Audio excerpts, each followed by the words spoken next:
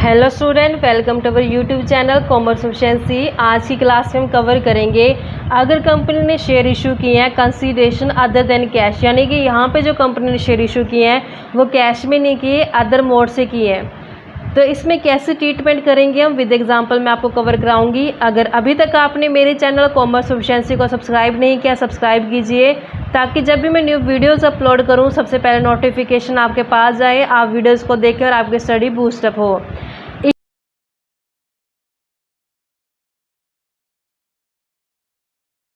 Issue of share for consideration, कहते हैं यहाँ पे शेयर इशू किया गया है लेकिन जो कंसीडरेशन आया है, जो पैसा है वो क्या है, अदर देन कैश है, यानी कि कैश में नहीं है, कैश के अदर देन है।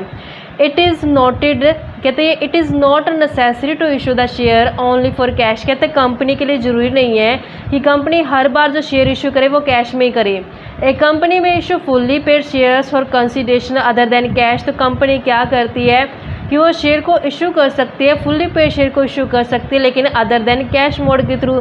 किन के सर्कमस्टांसेस में जो कंपनी होती है वो अदर देन कैश का इस्तेमाल करती है। जैसे अगर शेयर इशू किया गया प्रमोटर को, प्रमोटर कौन होता है, प्रमोटर एक ऐसा पर्सन होता है जिसके दिमाग में आइडिया होता है कंपनी कैसे खड़ी करनी है, तो वो क्या कहलाता है, प्रमोटर कहलाता है। प्रमोटर को जब शेयर दे दी जाती है कंपनी द्वारा, लेकिन यहाँ पे प्रमोटर को जो शेयर दिए गए वो कैश में नहीं दिए गए, उसकी सर्विस के बदले दिए गए हैं, तो ये कौन सा मोड कहलाएगा, अदर देन कैश कहलाएगा।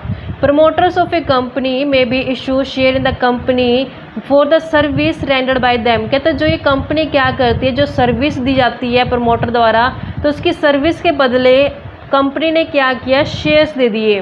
एंट्री क्या की जाएगी, तो जब ये कंपनी शेयर्स देती है प्रमोटर की सर्विस के बदले, तो ये खर्चा किस नाम से दिखाया जाता है, इनकॉर्पोरेशन कॉस्ट, यानी कि इनकॉर्पोरेट क्या होता है, कंपनी को जब खड़ा करने के ऊपर खर्च आता है। या फिर प्रीलिमिनरी एक्सपेंस, प्रीलिमिनरी एक्सपेंस कौन से होते हैं, जो कंपनी को खड़ा करने से पहले के आते हैं, तो यहाँ पे पहले ड्यू किया गया है इनकॉर्पोरेशन कॉस्ट या फिर प्रीलिमिनरी एक्सपेंस को डेबिट किया गया है, किसके नाम से ड्यू किया गया, प्रमोटर के, क्योंकि यहाँ पे जो दिए जाएंगे किसकी सर्विस के बदले जाएंगे, प्रमोटर की सर्विस के बदले। अब यहाँ पे जब प्रमोटर को पेमेंट की जाएगी, तो यहाँ पे देखो प्रमोटर को जब पेमेंट की गई तो प्रमोटर अकाउंट डेबिट हो गया, लेकिन यहाँ पे बैंक नहीं गया क्योंकि यहाँ पे अदर देन कैश मोड है, यानी कि कंपनी ने क्या किया, प्रमोटर को शेयर दे दिए।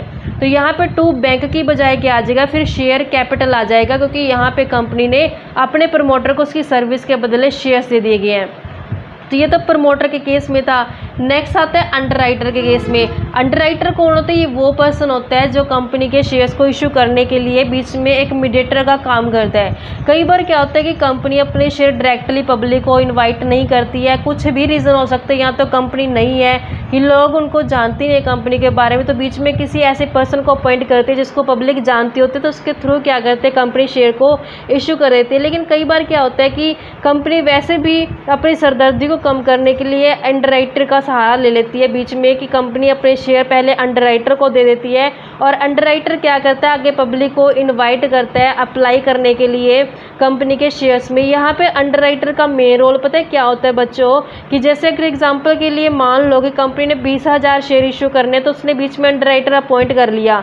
अब 20,000 शेयर पब्लिक को इशू करने थे, मान लो पब्लिक ने सिर्फ 18,000 शेयर लिए हैं, तो जो 2,000 शेयर रह गए हैं तो प्रमोटर अंडरराइटर को खुद से देने पड़ेंगे, क्योंकि अंडरराइटर की जिम्मेदारी है कि 20,000 शेयर को क्या करके दे, सब्सक्राइब करके दे। अगर मान लो 20 में से 18 पब्लिक ने ले ली, 2 नहीं ले, तो 2,000 किसको लेने पड़ेंगे, फिर 2,000 शेयर है जो अंडरराइटर को खुद से सब्सक्राइब करने पड़ेंगे। तो जो ये पर्सन होता है काम करता है उसको बोलते हैं अंडरराइटर, यानी क्या उसका नाम अंडरराइटर है, जो ये काम कर रहा है पर्सन। अब वो फ्री में तो कंपनी के लिए काम करेगा नहीं, तो उसको कंपनी क्या करते हैं, कमीशन देती है, जिसको क्या नाम दिया जाता है, अंडरराइटर कमीशन दिया जाता है नाम।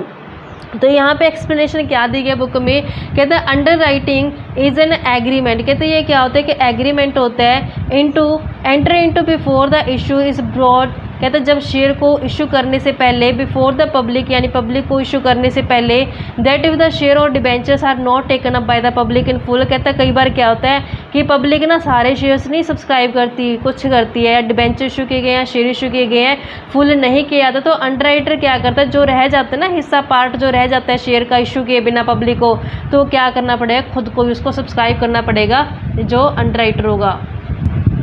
The person or institution who or which guarantee or undertake the issue are known as underwriter. जो ये पर्सन होता है या फिर इंस्टीट्यूशन भी काम कर सकता है अंडरराइटर का, तो उसको क्या नाम दिया गया, अंडरराइटर नाम दिया गया है। फॉर द गारंटी और the service rendered by them, कहता है जो वो गारंटी देता है या फिर सर्विस देता है तो उसके लिए वो क्या चार्ज करता है, कमीशन चार्ज करता है, जिसे क्या नाम दिया गया, अंडरराइटर कमीशन नाम दिया गया है। The company may allot share to underwriter to pay their commission. Company क्या कहते हैं यहाँ पे अंडरराइटर कमीशन के बदले उसको शेयर दे देती है। When the share are allotted to discharge underwriting commission, कहता है जब शेयर अलॉट किए गए हैं किसके लिए, डिस्चार्ज करने के लिए जो अंडरराइटिंग कमीशन था, तो क्या एंट्री की जाएगी, अंडरराइटिंग कमीशन डेबिट किया जाएगा। अब यहाँ पे किसको देना है, अंडरराइटर को देना, तो 2 में क्या आ जाएगा, अंडरराइटर आ जाएगा। अब जब अंडरराइटर को पैसा देने की बजाय कंपनी क्या करते हैं, शेयर दे देते, तो क्या होता है, ये अंडरराइटर डेबिट कर दिया जाता है। अब यहाँ पे बैंक की बजाय क्या आ जाएगा, टू शेयर कैपिटल आ जाएगा, क्योंकि यहाँ पे कंपनी ने क्या किया, शेयर दे दिया अपने अंडरराइटर को। तो इस तरीके से ये प्रमोटर के केस में था, अब ये अंडरराइटर के केस में था।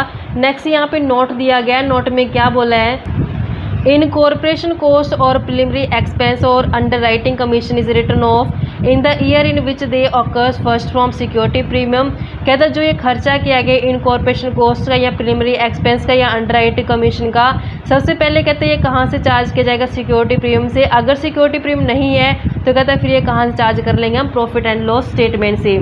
आई होप कि यहाँ तक क्लियर हो गया होगा। नेक्स्ट आता है issue of share to vendor. अब पिछले 2 केस में तो प्रमोटर को अंडरराइटर को इशू किए थे शेयर, अब यहाँ पे किसको इशू कर रही है कंपनी, वेंडर को।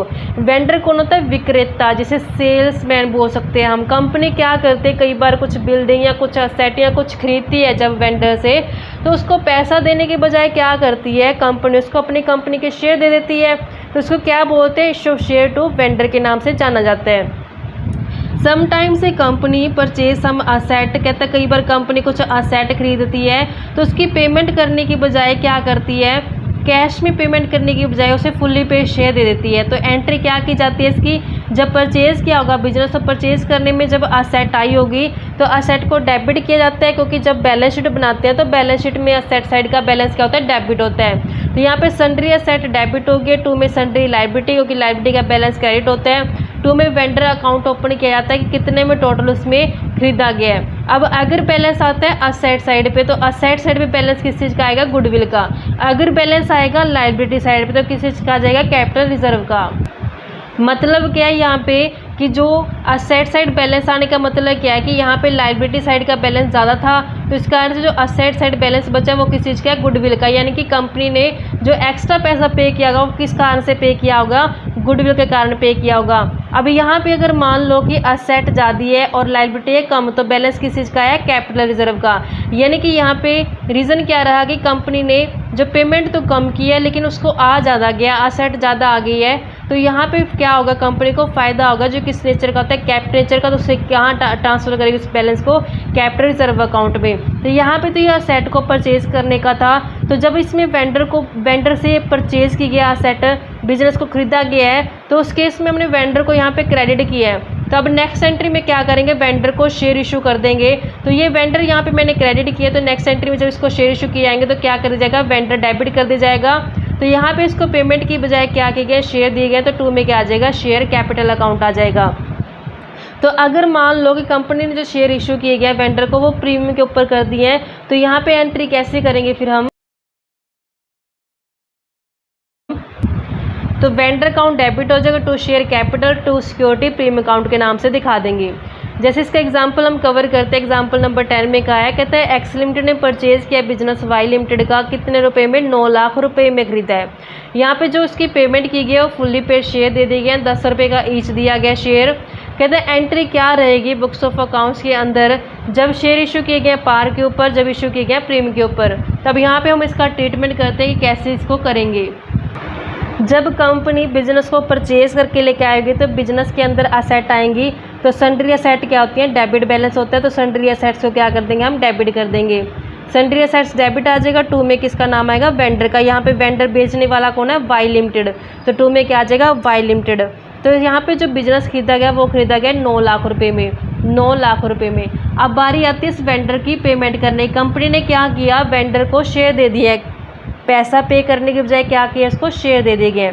तो फर्स्ट केस कहता है कि अगर इसको शेयर दिए गए एट पार पे तो कैसे ट्रीटमेंट करेंगे। अब हमने देखा कि 9 लाख रुपए हैं, तो 9 लाख रुपए के शेयर कैसे कन्वर्ट करेंगे, 10 रुपये का ईच शेयर है। एट पार का मतलब क्या है कि 10 वाला शेयर 10 रुपये में ही इशू कर दिया।